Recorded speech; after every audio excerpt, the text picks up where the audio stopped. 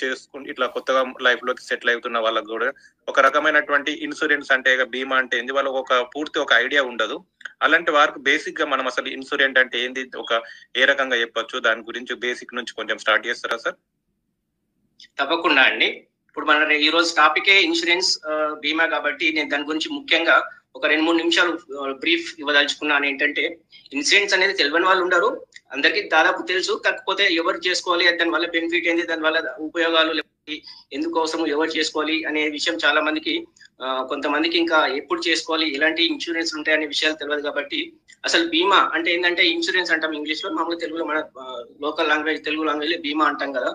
మనకు మామూలు బీమా అనేది ఏంటంటే ఏదైనా ఒక కంపెనీతో మనకు అంటే బీమా అనేది ఏంటంటే మనము రెగ్యులర్ గా సంవత్సరానికి కొంత అమౌంట్ వాటితో ఒక ఒప్పందం చేసుకొని సంవత్సరానికి ఇంత చిన్న మొత్తంలో కట్టుకుంటూ మనకి ఏదైనా ఇబ్బంది వచ్చినప్పుడు, అంటే ఫ్యూచర్ లో ఇప్పుడు హెల్త్ పరంగా కావచ్చు, లేకపోతే లైఫ్ రిస్క్ కావచ్చు, లేకపోతే ఇంకేదైనా అసెట్స్ కానీ ఇంకేదైనా రకరకాలుగా ఉన్నప్పుడు సడన్ గా ఇన్ కేసు అన్సర్టైన్ ఉంటది కాబట్టి ఏదైనా ఇష్యూ అయినప్పుడు మనకు తగిన మొత్తంలో దాన్ని బేర్ చేసే కెపాసిటీ ఉండదు, లేదంటే మనం లాస్ అయిపోయి చాలా ఇబ్బందులు పడుతుంటాం. కాబట్టి దానికి కావాల్సిన ఫైనాన్షియల్ సపోర్ట్ ఉండడానికి మనం ఒక కంపెనీతో ఇన్సూరెన్స్ కంపెనీ ఒక ఫ్యామిలీ తీసుకొని వారికి ఏ ఇన్సూరెన్స్ అవసరం ఉంటుంది,